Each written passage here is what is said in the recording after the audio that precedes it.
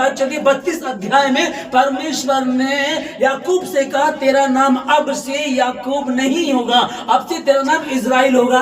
आमीन, ठीक है। अब इसको बड़ी बरकत वहां दे दी। और फिर जो 35 का 11 में लिखा है, 35 का 11 में यह लिखा है कि फिर परमेश्वर ने उससे कहा मैं सर्वशक्तिमान ईश्वर हूं, तू फूले फले और बढ़े और तुझसे एक जाति वरन जातियां की एक मंडली भी उत्पन्न होगी और तेरे वंश में राजा उत्पन्न होंगे। आमीन। ये बातें कब चल रही हैं? जो हमने पहला वचन पढ़ा वो उत्पत्ति 35 का 18 था, और एक हमने 32 अध्याय में पढ़ा और एक हमने 35 का 11 में। तो ये पहले बातें हो चुकी। जब पहले बात हो चुकी, परमेश्वर ने आप लोगों को एक एक को कह दिया तो आशीषित है, तो आशीषित, तेरा नाम कल कुछ भी रहा होगा, तेरा नाम अब शोक का पुत्र नहीं, शोक की पुत्री नहीं, परंतु दाहिने हाथ का पुत्र, दाहिने हाथ की पुत्री है। आमीन। जब परमेश्वर ने आपसे वायदा किया, जब परमेश्वर ने आपसे कहा मैं तेरा परमेश्वर हूं, मैं तुझे लिए चलूंगा, ना तो मैं तुझे छोड़ूंगा और ना ही मैं तुझे त्यागूंगा, मैं तेरे साथ निरंतर बना रहूंगा। तेरा चित्र मैंने अपनी हथेली पर खोद करके बना रखा है। धरती आकाश टल जाएंगे परंतु मेरा वचन कभी भी नहीं चलेगा। दूध पीते बच्चे को मां भूल जाए, ये हो सकता, परंतु मैं तुझे कभी भी नहीं भूलूंगा। हाँ, ये हो सकता दूध पीते बच्चे को, गर्भ से जन्माए हुए बच्चे पर मां दया ना करे, ये तो हो सकता है, परंतु मैं तुझे कभी भी नहीं छोड़ूंगा। सबसे पहले मेरा और आपका यही विश्वास होना चाहिए। क्या वाकई वो परमेश्वर है? क्या वो सच है? क्या वाकई उसके लिए कोई काम मुश्किल नहीं है? नहीं, कोई काम मुश्किल नहीं है। यहाँ परमेश्वर ने उसको कहा था अब से तेरा नाम याकूब नहीं परंतु इजराइल होगा और तेरी जाति, तुझमें से जाति निकले बड़े, तुझमें से राजा उत्पन्न होंगे। हालेलुया।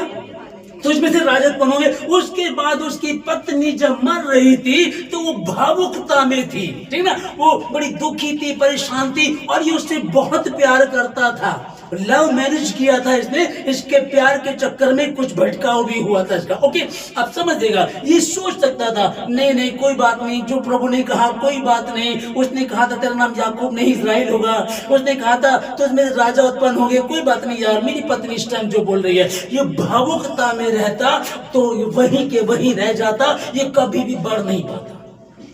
हालेलुया। पर इसने विश्वास किया कि जो परमेश्वर ने कहा उसको वह पूरा भी करेगा। उस दिन मरती हुई पत्नी की बात को इसने नकार दिया और जो परमेश्वर ने कहा उस पर इसने भरोसा किया, वही नाम रखा, वही डिक्लेयर किया, वही घोषणा की, और वही घोषणा आप भी कीजिएगा। जो दिख रहा है उस पर ध्यान मत दीजिएगा, जो कहा गया उस पर ध्यान देना। मेरी पत्नी मरते मरते क्या बोल रही है, छोड़ दो, कोई बात नहीं, मेरा परमेश्वर क्या कह रहा है।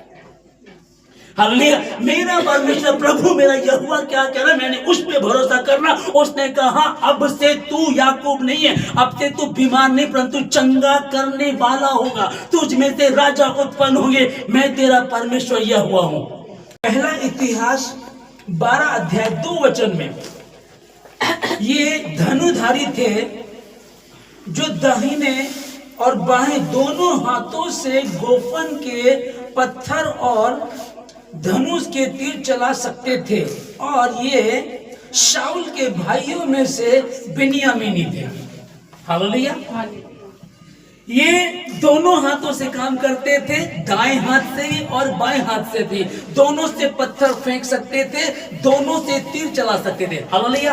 अब मैं और आप, हम जो है, हम शरीर से भी लड़ेंगे और आत्मा से भी लड़ेंगे। हालेलुया। हम तो धनुधारी वाली बात नहीं है। यहाँ अगर कोई लेफ्टी हो ना, उल्टे हाथ से काम करने वाला, तो उल्टे हाथ से काम करने वाला तेज दिमाग का होता है, फुर्तीला होता है। जितने भी लोग आप देखोगे आपको ऐसे ही मिलेंगे, ठीक है ना। ये तो दाहिने और बाएं दोनों हाथों से, सीमा बहन हमारे चर्च में हमारी बहन है ना, और आप देखते हैं वो एक्टिव है, हालेलुया। तो दोनों हाथों से काम करने वाले एक्टिव होते हैं। और यहाँ जो बिन्यामीन जो उसका नाम रखा था, और ये बिन्यामीनी कौन, ये शाऊल के भाइयों में से थे। तो मैं और आप, हम लोग, हो सकता है अब हमारे यहाँ तो एक ही लेफ्टी, बाकी तो लेफ्टी नहीं है, लेकिन उस दोनों हाथों की छोड़ दीजिएगा, हम शरीर से भी लड़ेंगे और आत्मा से भी लड़ेंगे। हालेलुया। शरीर से कैसे लड़ेंगे? जब हम उपवास में होते तो कई बार हमारा मन क्या करता है, यार खुशबू आ रही है, अभी जब आराधना कर रहे तो हमारे पास से पराठों की खुशबू आ रही थी है ना। तो हम लोग तो उपवास में रहेंगे, प्रार्थना में, हालेलुया।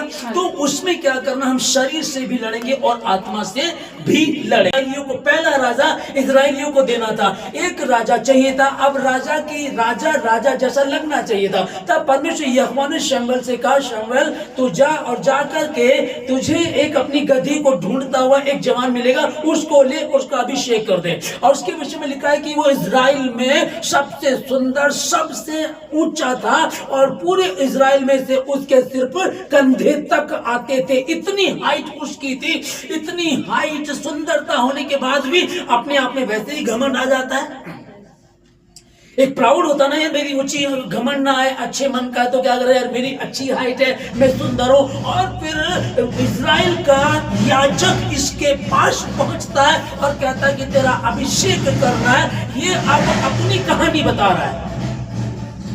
अरे तुरंत रिसीव कर ले, तुमसे पास्टर कह रहा रिसीव करो, यीशु मसीह के नाम में तुम चंगे हो चुके हो, रिसीव करो कि तुम्हारे दुख दर्द मिट चुके हैं। नहीं, मेरा दर्द कैसे जा सकता है, देखो मेरी तो कैंसर की रिपोर्ट है, डॉक्टर ने कहा तो नहीं बच पाएगा, इस तरह का कैंसर वाला तो बच ही नहीं सकता, HIV पॉजिटिव है और ये तो बच ही नहीं, इसको एड्स की बीमारी लग गई, ये बच ही नहीं सकता। लेकिन मसीह में ऐसे ऐसे केस चंगे हुए हैं, केस के लोग चंगे हुए, बीमारियां गई है, मिटी यीशु मसीह के नाम में, जो उसके शरण में आते हैं। पर करना क्या है, या तो ये देख लो कि मेरी पत्नी राहिल ने क्या नाम रखा, या वो याद करो कि यहोवा परमेश्वर ने मुझसे क्या कहा था। अब से तेरा नाम याकूब नहीं होगा, इस्राएल होगा। तुझ में से बहुत वंश निकलेंगे, तुझ में से राजा निकलेंगे। जब परमेश्वर ने कहा तो मैं क्यों इसका नाम शोक का पुत्र रखूं। अब इसके पास याजक आकर के बोलता तेरा अभिषेक करना है, और ये तुरंत कहता है ठीक है, जैसे परमेश्वर की मर्जी होना चाहिए था ना। अब परमेश्वर का स्वर्गदूत पहुंचता है मरियम के पास, मरियम को कहता तो गर्भवती होगी। वो बोल सकती थी ये कैसे हो सकता था, वैसे बोल रही थी, लेकिन जब उसको कहा गया कि ये परमेश्वर की ओर से है, तब उसने क्या कहा, मेरे जीवन में तेरे वचन के अनुसार हो, आमीन।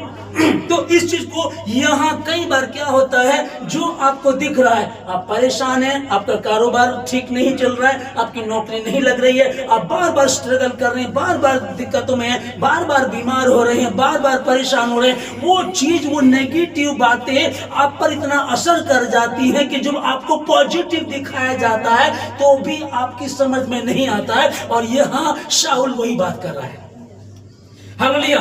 लेकिन परमेश्वर ने आशीष दे दी थी, और ये आशीषित है, ये दाएं हाथ से भी लड़ते और बाएं हाथ से भी लड़ते।